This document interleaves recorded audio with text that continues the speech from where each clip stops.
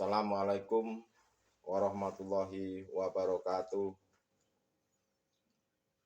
Bismillahi tawakkaltu 'alallah la haula wala quwata illa billah. Asyhadu an la ilaha illallah wa asyhadu anna Muhammadan abduhu wa rasuluh.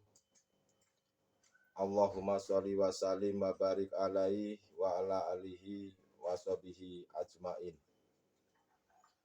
Qala Allah ta'ala fi kitabil karim. A'udzu billahi minasy syaithanir rajim. Bismillahirrahmanirrahim. Wa ma ubari'un nafsi inna nafsa la amaratu bisu illa rahima rabbi inna rabbi ghafurur rahim. Al-Ahya sadaqallahul azim. Amma ba'du. Saudara-saudariku jamaah rahimakumullah dimanapun Anda berada. Pada kesempatan kali ini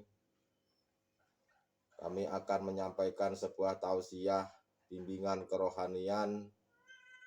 Semoga apa yang akan kami sampaikan ini menjadikan sebuah ilmu yang benar-benar bermanfaat. Untuk itu, saudara-saudaraku, pada hari ini kami akan menyampaikan sebuah tema, yaitu nafsu. Nafsu kalau pandangan umum di dalam kehidupan sehari-hari, pasti hal itu dikatakan jelek. Dan berbicara dengan mengenai nafsu, pasti akan menjurus ke dalam suatu kejelekan. Dan nafsu ini sebetulnya seperti apa dan bagaimana?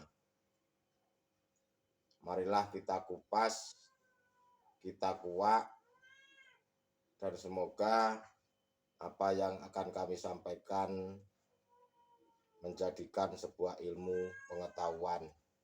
Tetapi kami membahas daripada sisi hakikatnya, tidak hanya sisi syariatnya saja. Berhubung kebanyakan manusia ini kental dengan rasa keakuan kemakhlukannya,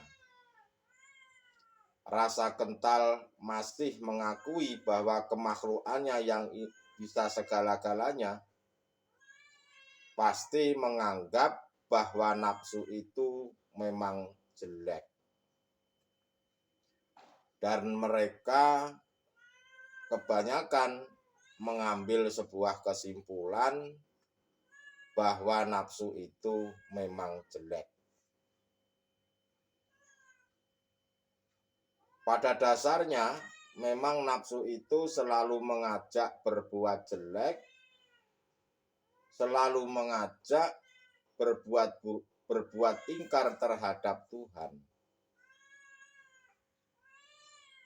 Dengan bentuk apa? Dengan bentuk melalaikan terhadap Allah hati ini. Hati ini selalu bercinta terhadap urusan-urusan duniawiyah. Dan memang nafsu itu condong untuk melupakan Allah Subhanahu wa ta'ala.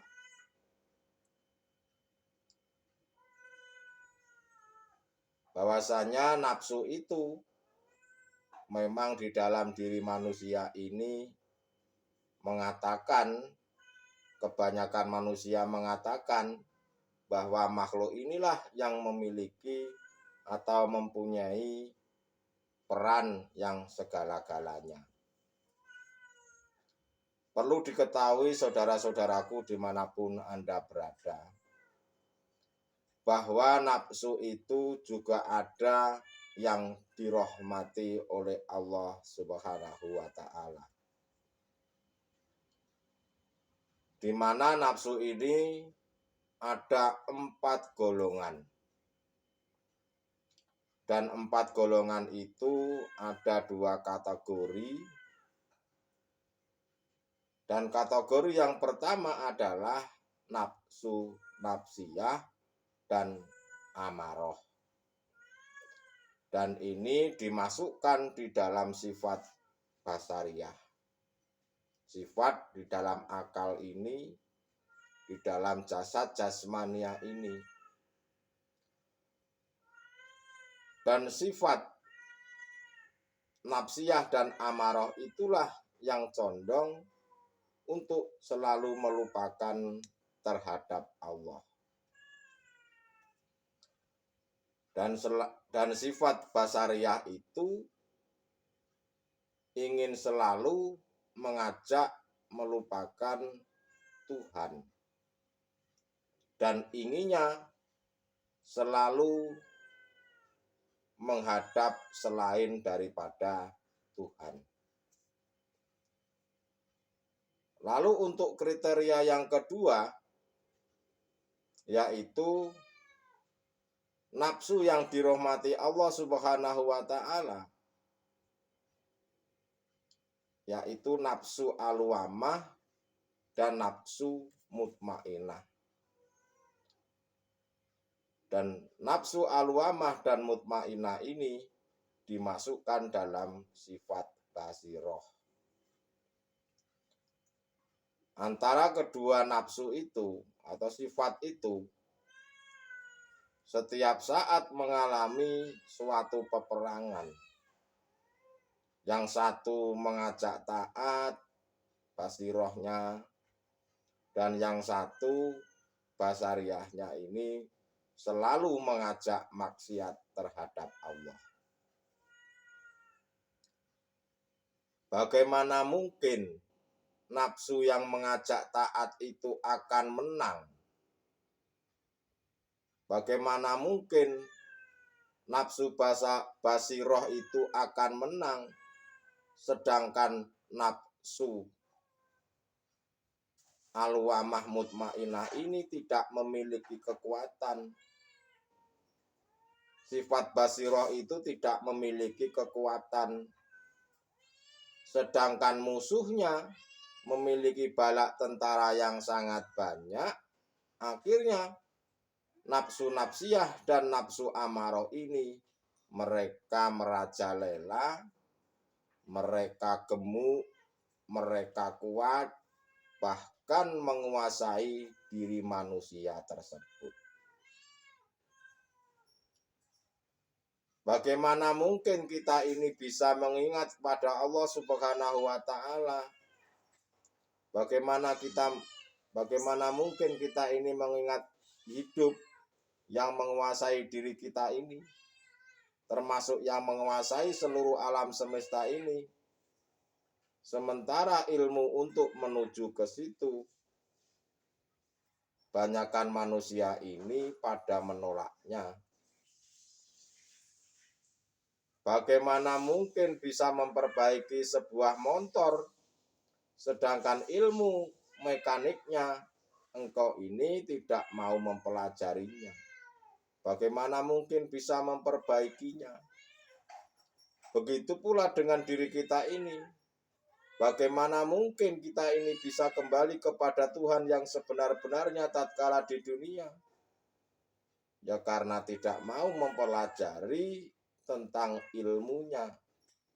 Sedangkan ilmunya itu untuk sampai kepada Allah ada di hakikat menuju makrifat. Sedangkan mereka tidak mau mempelajarinya. Secara umum, memang nafsu ini selalu mengajak maksiat. Nafsu, non vaksin. Itu artinya apa? Itu artinya adalah diri. Kalau di bahasa Jawa kan itu insun.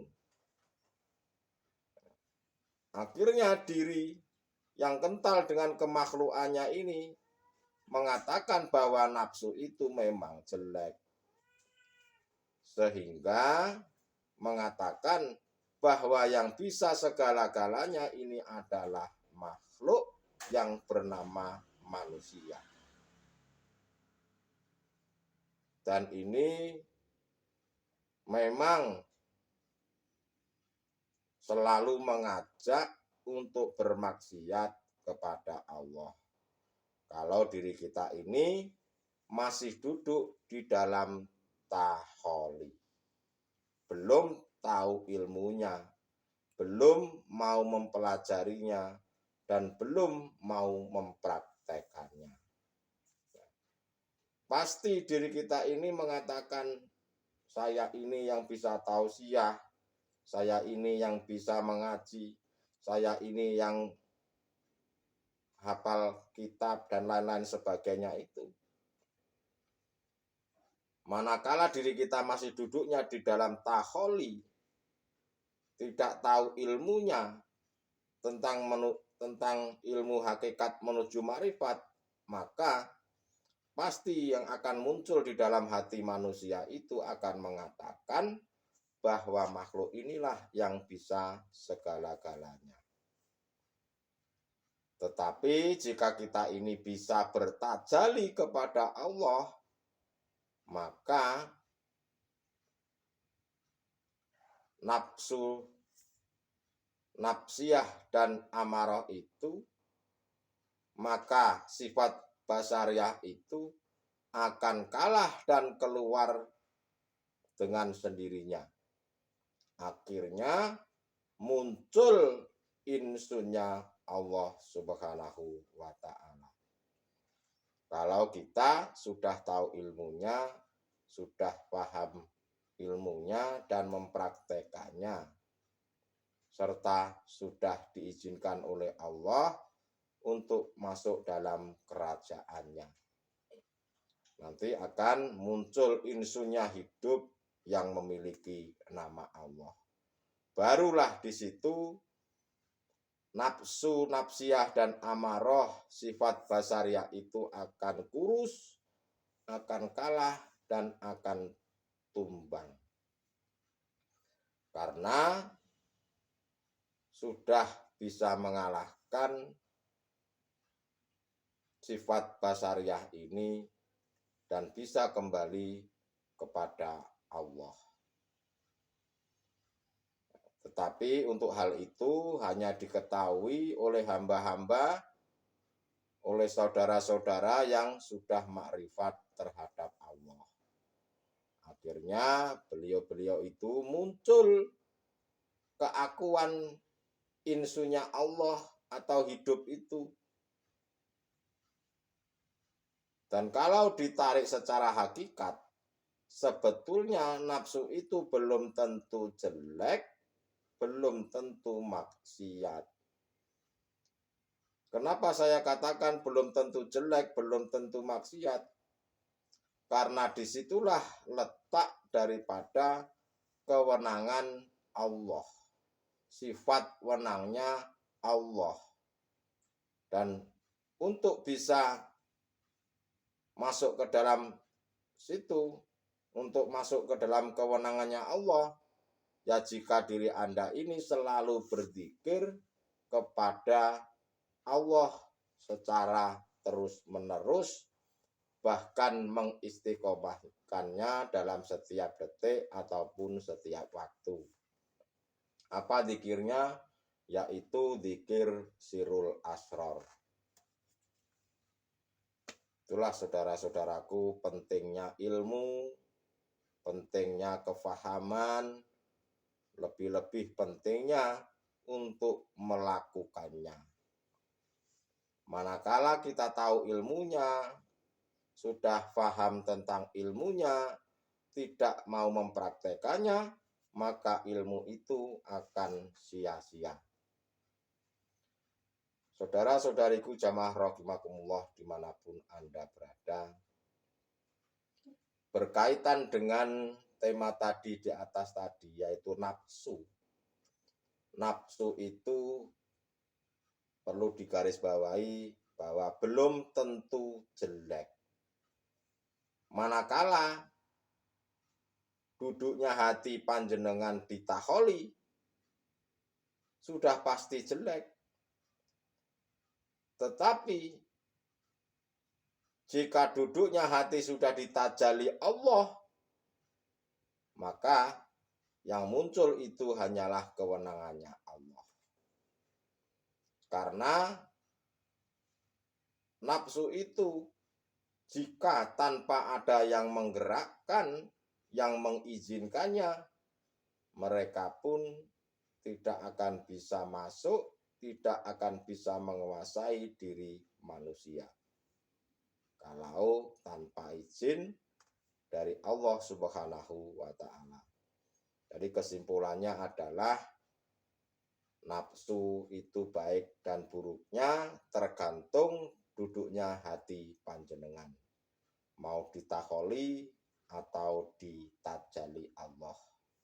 Yang bisa menjawab hanyalah diri kita masing-masing, yang bisa merasakan hanyalah diri Anda sendiri. Untuk itu saudara-saudaraku, semoga ilmu pengetahuan yang sedikit ini bermanfaat.